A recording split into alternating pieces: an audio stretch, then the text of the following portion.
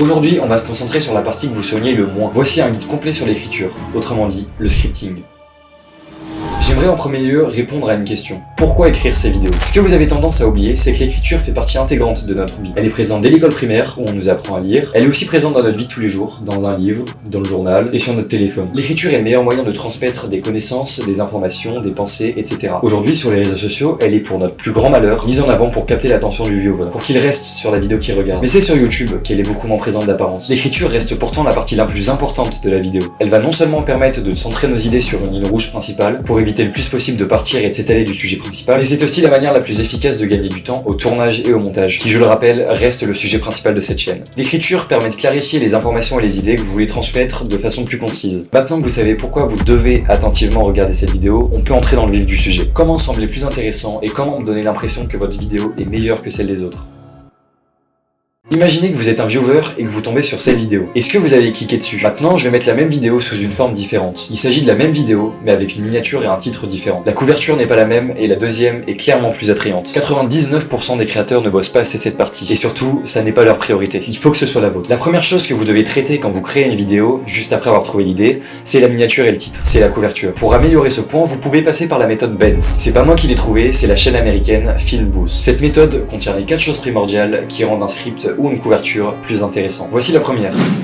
L'immensité. Si votre offre, votre histoire ou votre concept est moyen, il n'y a aucune raison que les viewers cliquent sur votre vidéo. Ils ne voudront pas la regarder. Les gens veulent de gros résultats, donc de grosses promesses qui peuvent les faire rêver. Les couvertures de vidéos de Yomi Denzel en sont un très bon exemple, surtout celle des interviews. On peut voir sur celle-ci, l'homme a 1,3 milliard. Cette somme est astronomique, et Yomi Denzel en a joué en la mettant en avant sur sa miniature. Deuxième chose, la facilité. Les personnes qui regardent des vidéos YouTube ne sont pas expertes en leur domaine. Elles veulent s'instruire et se divertir. Les gens cherchent la facilité, peu importe l'importance et la profondeur de la vidéo. Pourquoi faire compliqué quand on peut faire simple? Troisième chose, la nouveauté.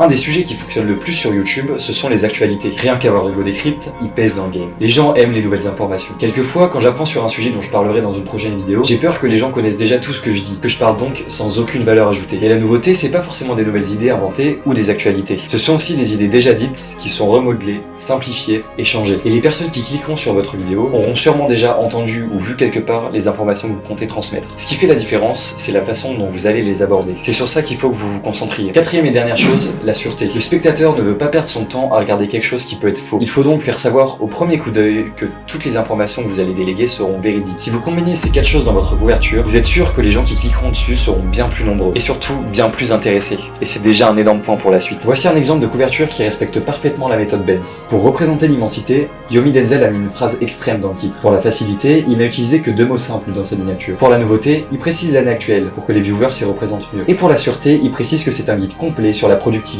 Et comme Yomi Denzel est une personne de confiance dans ce genre de domaine, il s'est mis sur la miniature. Cette vidéo a sûrement eu un très bon taux de clic. Une fois que vous avez créé votre couverture à partir de cette méthode, l'élément principal de votre script sera le hook, l'accroche en intro. C'est la partie la plus importante de votre vidéo, elle va déterminer la rétention d'audience, le watch time. Si le hook est bon, une bonne partie des gens resteront. Mais comment avoir un bon hook? Pour bien accrocher le spectateur en début de vidéo, il y a 3 manières. Le premier type de hook est le hook de question. Cette accroche suscite de la curiosité et les viewers ont l'impression d'être écoutés et compris. Donc inconsciemment, ils vous accorderont une meilleure confiance. Par exemple, un bon hook de question serait: est-ce que vous vous êtes déjà demandé ce qui se passerait si une météorite venait à s'écraser sur la Terre? Le spectateur se sentira d'abord concerné, puis intrigué par la réponse que vous allez donner dans la vidéo par la suite. Le deuxième type de hook est l'histoire.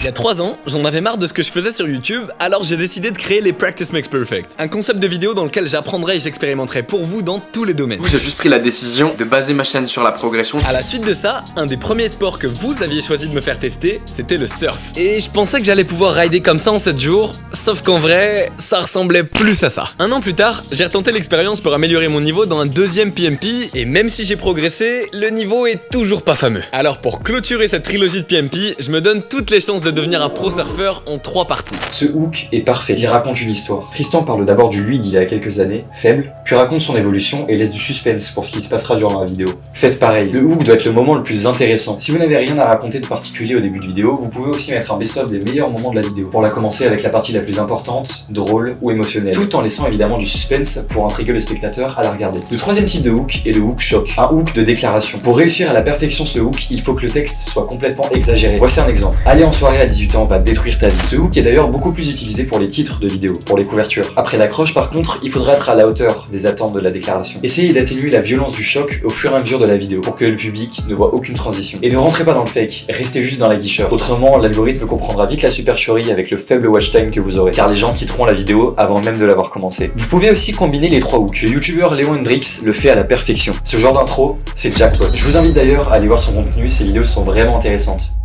Il est beau d'avoir une intro accrocheuse, mais il faut absolument la faire correspondre à la couverture. Voici donc la partie préparation.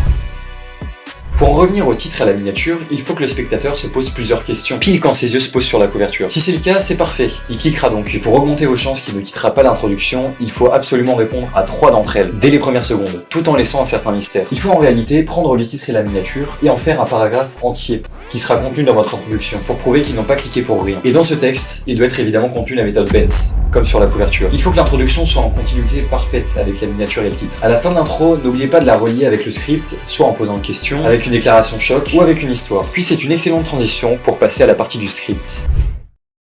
Avoir un script intéressant qui permet de garder les gens après l'introduction, c'est tout un art. En voici quelques règles qui sont évidemment facultatives. Vous n'êtes pas obligé de les employer pour réussir à percer, mais si vous voulez réunir toutes les chances de votre côté, elles sont indispensables. Une bonne vidéo à but informatif est censée contenir plusieurs points, bien structurés et bien organisés pour chacun d'eux. Si votre script ne possède pas de points, c'est fini pour vous. Les spectateurs ne comprendront pas ce que vous essayez de leur expliquer et ils quitteront la vidéo avant la fin. Rien ne sert non plus de mettre 30 points. La vidéo sera trop longue et trop décourageante, même si ce sont des petits points. Et les gens les oublieront avant même d'avoir terminé la vidéo. Donc mieux vaut en mettre 3 bien structurés. Une autre erreur que font beaucoup de créateurs sur le script, c'est de donner directement les 3 points, les réponses. Si vous donnez directement la réponse à la question du viewer dès le début, pourquoi elle resterait sur votre vidéo? Un mauvais script serait par exemple « Je vais vous apprendre mon astuce secrète pour travailler efficacement ».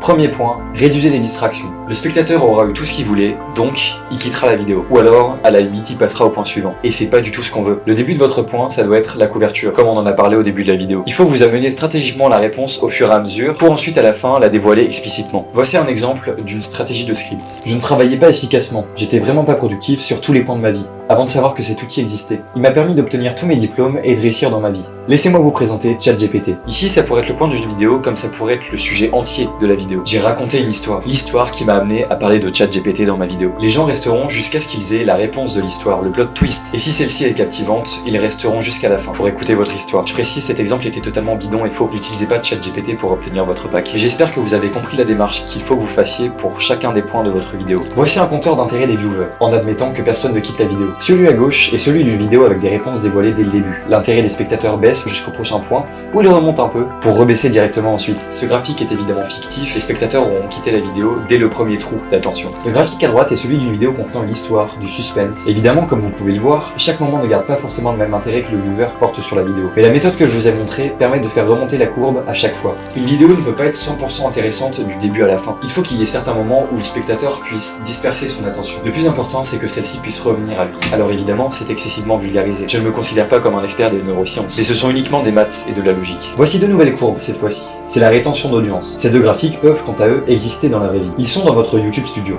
Le premier représente le résultat de la courbe d'intérêt de gauche, et le deuxième représente celui à droite. La conclusion qu'on peut tirer de ces graphiques est que le taux de rétention d'audience dépend de à quel point le taux d'intérêt est constant. Si les gens se retrouvent déconcentrés parce qu'ils ont déjà eu leur réponse puisque vous leur avez donné ce qu'ils attendaient au début des points, un plus grand nombre va quitter la vidéo. Et on le rappelle, le taux de rétention d'audience joue énormément au niveau de l'algorithme. Plus la durée de visionnage sera élevée, plus vous avez de chances d'être recommandé par l'algorithme de YouTube. N'oubliez donc pas, relier l'accroche au prochain point, pas besoin de beaucoup de points pour votre vidéo, et ne pas donner les réponses aux introductions des points est primordial pour un bon script. Racontez une histoire, faites vivre aux spectateurs ce que vous avez vécu pour en arriver à la création de la vidéo. Donnez-leur des émotions, devenez mémorable. Après avoir réalisé le script de votre vidéo, vous avez tendance à oublier une partie plus qu'importante, l'outro, le hook final. Avant d'en venir à cette partie, je voudrais vous remercier pour le soutien des vidéos. Ça me fait un bien fou de lire vos retours, et j'espère que vous apprenez des choses avec cette vidéo. L'outro de la vidéo est une partie cruciale, c'est elle qui va déterminer si les viewers vont s'abonner à votre chaîne et sont intéressés en général par ce que vous proposez. Il ne faut donc pas que vous terminiez avec de la valeur ajoutée. Sinon, le viewer aura eu tout ce qu'il voulait avoir et ne reviendra plus jamais chez vous. Ça semble un peu paradoxal. Il faut donc que vous proposiez une autre vidéo. Sur ce point, point, beaucoup d'entre vous font l'erreur de mettre une vidéo de vous random,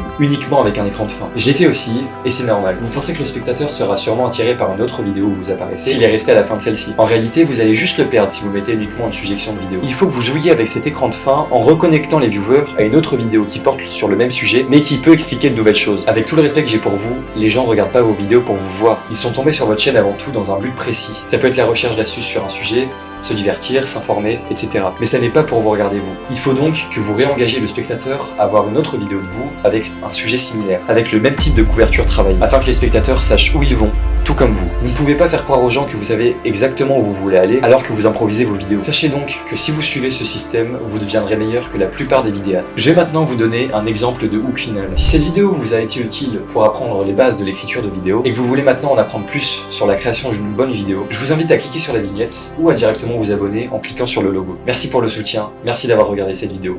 À bientôt.